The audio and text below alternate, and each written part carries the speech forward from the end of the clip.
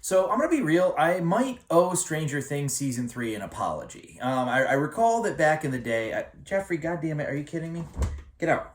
It's not that I gave it a bad review, but I remember it had like a darker tone, and I sort of felt that took away from the fun of the whole thing. I just wasn't seeing the bigger picture. Stranger Things season 4. Okay, just finished watching it last night. It's very clear to me that the Duffer Brothers had like a very distinct plan going through each of these. We're entering full-blown horror territory. This is Freddy Krueger meets Pinhead with a very heavy emphasis on Freddy Krueger. By the way, like my shirt, my buddy Jack got it for me, Dream Warriors. It's like the Warriors, but it's got all the Dream Warriors. Yeah, okay.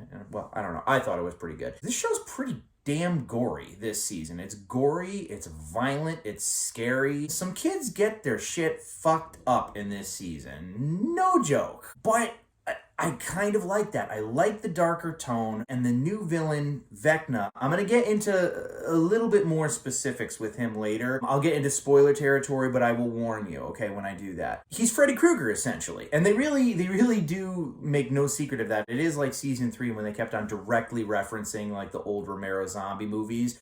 There is a cardboard cutout of Freddy Krueger in the video store, but it still sticks with the whole like Dungeons and Dragons theme. They name all of these villains after their Dungeons and Dragons games. So, you have this new character, Eddie, who I personally think is awesome. Okay, he's a D&D nerd slash kind of drug dealer guy. He's a rebel, baby. He kind of resembles Randall Flagg from The Stand, I'm not gonna lie. But, I mean, at least so far, he's not a bad dude. But there's basically a witch hunt after him because he is blamed for a crime that he didn't commit that is extremely reminiscent of Nightmare on Elm Street. Way darker. Again, you can see it from the trailer, but there's sort of like basically like a Thunderdome situation that they set up with a Demogorgon in Russia, and that is just violent. There's also a very dark backstory with Hopper. It really expands on his character, really gives you some perspective into where he's coming from, and oh boy, it's a doozy. I'm here to tell you right now, episode 4, once again, no spoilers, but the ending of that episode had me on the edge of my freaking seat. Up until the very end, I didn't know how it was gonna go down, which is good. That's the sign of good storytelling. That's the sign of good writing.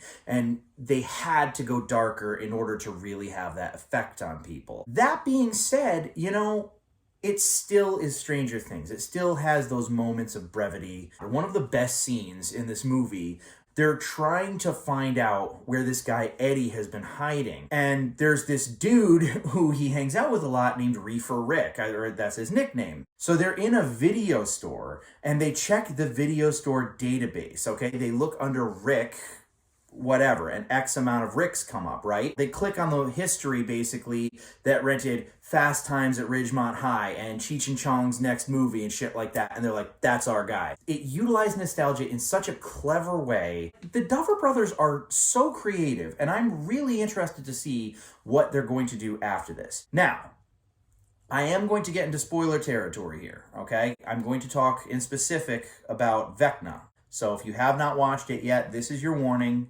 3, 2, 1. So, Vecna, who is basically like the Freddy Krueger guy, okay? He puts people in a dreamlike, trance-like state, and he can get into their mind somehow and discover all of their dark secrets and use it against them, and then basically say like, now your time has come to end your suffering. And then he basically Prince Emoteps their ass. They like levitate, and then their bones like crack and crunch, and then he just leaves them like an empty vessel. Their eyes like cave in, like they've been sucked in from the inside out. It's just nuts.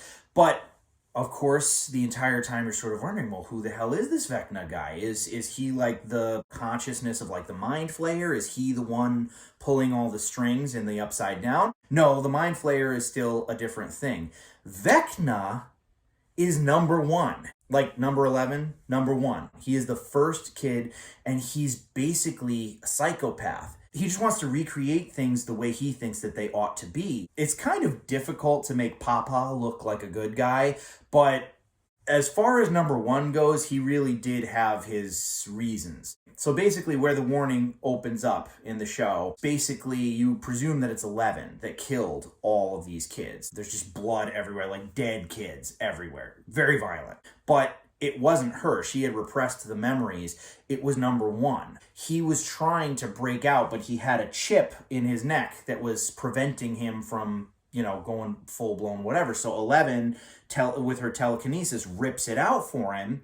And he's like, all right, great, now we're going to escape. And that's the weird thing, because he really likes 11. He respects her power, and he's like, you and I, we're going to recreate everything, and it's going to be great. Now just wait for me here. And then he goes and just starts killing everybody. And 11 finds him, and the two of them have a showdown. And he actually almost kills 11, but she ends up like basically doing to him what she did to the Demogorgon in season 1. She pins him up against a wall, and he just sort of like vaporizes. But when he vaporizes, he's the first person to go into the Upside Down. And in that action, 11 is the one who created that rift between the two dimensions. So Vecna, number one, goes into this dimension and just gets screwed up. Like, it just like his features, his skin starts like melting off, and he gets all like, he has like kind of like a skull face with these like tendrils that hook into his back and levitate him that make him look kind of like Pinhead. He's basically 11's arch rival who's been banished into the Upside Down. And you find this out in the last episode of Volume 1. There's only 2 episodes left to go, and those sons of bitches at Netflix are making us wait until July 1st. I am riveted. I cannot wait to see what the hell happens with this. I know it's going to be epic. I don't know if it's going to be the last season. Probably not, because once again, Vecna is not the Mind Flayer. He's just a separate entity that lives in the Upside Down. Stranger Things Season 4 absolutely has my recommendation. If you've stayed to the end of the video, you've probably already watched it, or you don't mind spoilers. Either way, loved it, and that's all she wrote.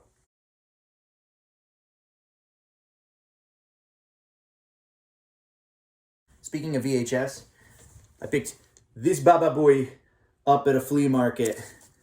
I was so stoked. I love this movie. It's one of my top 2 favorite 80s horror movies of all time.